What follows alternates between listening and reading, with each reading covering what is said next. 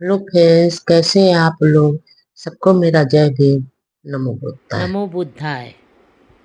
भगवान बुद्ध के सुविचार और अनमोल विचार। सूर्य तो केवल दिन में ही चमकता रहता है और चंद्रमा केवल रात में चमकते हैं। किंतु क्षत्रिय तभी तपता है जिस समय वह कवच बंद रहता है। भिक्षु तभी तपता है जब वह ध्यान रात में रहता है। लेकिन बुद्ध अपने तेज से दिन और रात हर समय तपते रहते हैं और प्रकाशित होते रहते हैं। इसमें कुछ भी संदेह नहीं है कि बुद्ध भुवन प्रदीप थे, समस्त लोक के प्रकाश स्तंभ थे। जब तथागत के आदेशानुसार आनंद ने जाकर मल्लों को इस बारे में सूचित कर दिया कि तथागत बुद्ध परिनिर्वाण हो गया। जब मल्लों ने यह सुना तो उन्हें दुख हुआ। उनकी स्त्रियां दुखी हुई, उनके तरुण पुरुष दुखी हुए तथा उनकी कुमारियां दुखी हो गईं और सभी के चित्त को बड़ा आघात पहुंचा कि तथागत का परिनिर्वाण हो चुका है। कुछ अपने बाल बिखेर कर रोने लगे, कुछ हाथों से छाते पीट पीट कर रोने लगे और कुछ जमीन पर गिर गिर पड़ रही थी। तब अपने कुमार कुमारियों तथा पत्नियों सहित सभी मल्ल भुवन के सालवन में पहुंचे ताकि तथागत के अंतिम दर्शन कर सके। तब आनंद थे ने सोचा, यदि कुशीनारा के मल्लों को एक एक करके तथागत के मृत शरीर की वंदना करने दूं तो इसमें बहुत लंबा समय लगेगा। इसलिए आनंद ने उन परिवारों के अलग अलग समूह बनाकर उनकी वंदना करने की व्यवस्था कर दी। प्रत्येक परिवार एक एक करके तथागत के चरणों की वंदना कर विदा लेने लगा। ठीक उसी समय बहुत से भिक्षुओं के साथ महाथेर महाकश्यप बाबा से कुशीनारा की ओर मुख्य मार्ग पर चले जा रहे थे। उसी समय एक नग्न परिव्राजक बाबा की ओर मुख्य मार्ग से चला आ रहा था। महाथेर महाकश्यप ने नग्न परिव्राजक को दूर से ही आते देख लिया। पास आने पर महाथेर ने उन्होंने पूछा, आप निश्चित रूप से हमारे शास्त्रा से परिचित होंगे। हाँ, मैं उन्हें तथागत शास्त्रा को जानता हूँ। आज श्रमण गौतम का परिनिर्वाण हुए 7वां दिन है। यह समाचार सुनते ही भिक्षुगण शोक में डूब गए और रोने लगे। सुभद्र नाम का एक भिक्षु वहां रहता था जिसे वृद्धावस्था में प्रवाजित किया गया था। वह भिक्षुओं से बोला, बहुत हो गया, अब मत रो, मत विलाप करो। अब हमारा श्रमण गौतम से पीछा छूट गया। हमें उसके ऐसा कहने पर बहुत नाराजगी होती थी। या तुम कर सकते हो और या नहीं कर सकते हो। अब हम जो चाहेंगे सो कर सकेंगे और जो नहीं चाहेंगे नहीं करेंगे। क्या यह अच्छा नहीं हुआ कि वह श्रवण गौतम चला गया। रोना किस लिए, विलाप किस लिए। यह तो खुशी की बात है कि तथागत का परिनिर्वाण हो गया। हमारे यहाँ से वो चले गए। इतने अधिक कठोर अनुशासक थे तथागत भगवान के। अंतिम संस्कार तथागत के शरीर की दाह क्रिया। तब कुशीनारा के मल्लों ने आनंद थेर से पूछा, अब तथागत के शरीर के प्रति क्या कारणीय है, क्या करना होगा। आनंद थेर ने उत्तर दिया, जैसे लोग राजाओं के राजा महाराजाओं की दाह क्रिया करते हैं वैसे ही तथागत की दाह क्रिया होनी चाहिए। और राजाओं के राजा के नश्वर शरीर के प्रति क्या क्या होता है। अनंथे ने कहा, महाराजाओं की देह को एक नए कपड़े में लपेटा जाता है, फिर रुई ऊन से लपेटा जाता है, फिर दूसरे नए कपड़े से लपेटा जाता है। यह क्रम तब तक जारी रहता है जब तक वह एक के बाद दूसरे क्रम से 500 बार नहीं लपेट दिया जाता। तब वे शरीर को एक लोहे की तेल भरी बड़ी कढ़ाई में रख देते हैं। उसके बाद उसे एक ऐसे वैसे ही दूसरे लोहे के ढक्कन से ढक देते हैं। तब वे अनेक सामग्रियों से चिता का निर्माण करते हैं। यह तरीका है राजा महाराजाओं के अंतिम संस्कार के का। जिस प्रकार वे किसी महाराजा का अंतिम संस्कार करते हैं, इसलिए मल बोले, ऐसा ही होगा।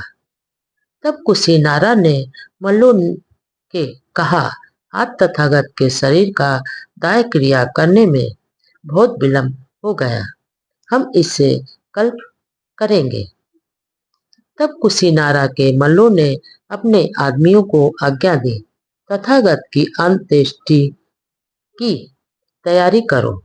सुगंधियों फूलों और कुशीनारा के बाजे बजाने वालों का इकट्ठा करो, लेकिन तथागत के शरीर के प्रति आदर सत्कार गौरव प्रदर्शित करते हुए तथा नृत्यों द्वारा, गीतों द्वारा, बाजों द्वारा, फूल मालाओं द्वारा और सुगंधियों द्वारा तथागत की उनकी पूजा करते हुए कपड़ों के चंदन से बनाते हुए और उन पर लटकाने के लिए फूलों की मालाएं बुनते हुए उन्होंने दूसरा दिन भी गुजार दिया। इसी प्रकार तीसरा दिन गुजर गया और चौथा दिन भी गुजर गया। पांचवा दिन और छठा दिन भी गुजार दिया गया। तब सातवें दिन कुशीनारा के मल्लों ने सोचा, आज हम तथागत के शरीर को ले चलें और उनकी अंत्येष्टि कर डालें। तदनुसार मल्लों के 8 मुखियों ने सिर से स्नान किया, नए वस्त्र पहने ताकि वे तथागत की अर्थी को कंधा लगा सके। वे तथागत के शरीर को मल्लों की शमशान भूमि मुकुट बंधन पर ले गए, जहां नगर के पूर्व की ओर मल्लों का चैत्य भूमि था। वहां तथागत के शरीर को रखकर उसे महाथेर महाकश्यप द्वारा अग्नि स्पर्श करा दिया गया। कुछ समय बाद तथागत के नश्वर देह राख में परिणित हो गए। भगवान बुद्ध की अस्थियों का विवाद चलने लगा। जब तथागत का शरीर अग्नि द्वारा भस्म में परिणित हो गया, तो कुशीनारा के मल्लों ने समस्त राख और अस्थियां इकट्ठी कर ली और अपने शास्त्रागार में रखकर उन्हें मल्लों से घेर दिया गया और उन पर धनुधारियों का पहरा बिठा दिया गया, ताकि कोई उनका एक हिस्सा भी चुरा कर न ले जा सके। 7 दिन तक मल्लों ने नृत्य, गीत, वादमाला तथा सुगंधियों द्वारा भगवान बुद्ध के उनका आदर सत्कार तथा गौरव प्रदर्शित किया और उन तथागत की पूजा की। अब अजातशत्रु ने समाचार सुना कि कुशीनारा में तथागत का महापरिणाम को प्राप्त हो गए। उसने मल्लों के पास इस प्रार्थना के साथ अपना दूत भेजा कि वे उसे अवशेषों में से एक हिस्सा दे दे। इसी प्रकार वैशाली के लिच्छुओं ने दूत भेजा। कपिलवस्तु के शाकों ने भी अल्पकाय के बुलियों ने भेजा। रामगाम के कोल्हियों ने अपना दूध भेजा तथा पावा के मल्लों ने भी अपना अपना दूध भेजा। तथागत की अस्थियों का एक हिस्सा मांगने वालों में पेट द्वीप का एक ब्राह्मण भी आया था। जब कुशीनारा ने मल्लू ने इतनी मांगों की बात सुनी तो वे बोले, हमारी सीमा में तथागत का महापरिनिर्वाण हुआ है। हम किसी को भी कोई हिस्सा नहीं देंगे, न इस पर केवल हमारा ही अधिकार है। परिस्थिति को बिगड़ते हुए देखकर द्रोण नाम के एक ब्राह्मण ने मध्यस्थता के में बोला, आदरणीय पुरुषों, मेरे दो शब्द सुन लो। द्रोण बोला, तथागत ने शांति और सहनशीलता की शिक्षा सभी लोगों को दी है। यह उचित नहीं होगा कि तथागत की ही अस्थियों के लिए जो प्राणियों में सर्वश्रेष्ठ थे झगड़ा पैदा हो जाए, कलह हो और लड़ाई हो जाए। हम सब सहमत होकर अस्थियों को 8 बराबर भागों में हिस्सों में बांट लें।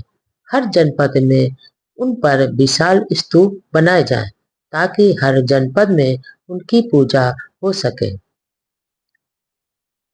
तथागत की हर हम सब सहमत होकर अस्थियों को 8 बराबर भागों में बांट लें, ताकि तथागत की हर जनपद में विशाल स्तूप बनाए जाएं, ताकि हर जनपद में तथागत की पूजा हो सके।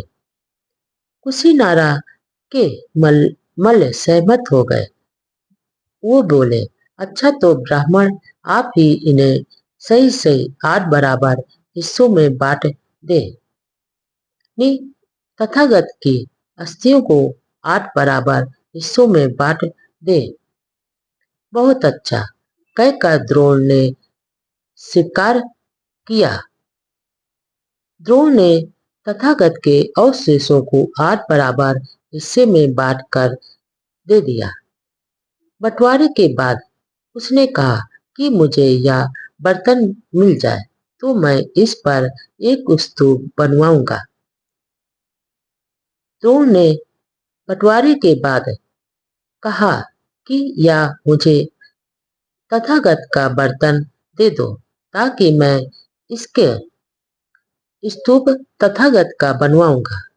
सबने मिलकर ब्राह्मण को वो तथागत का बर्तन दे दिया। इस पर तथागत की अस्थियों के हिस्से हो गए और जिस झगड़े की आशंका थी वह शांति से निपट गया। श्रावस्ती में ही ये घटनाएं घटी।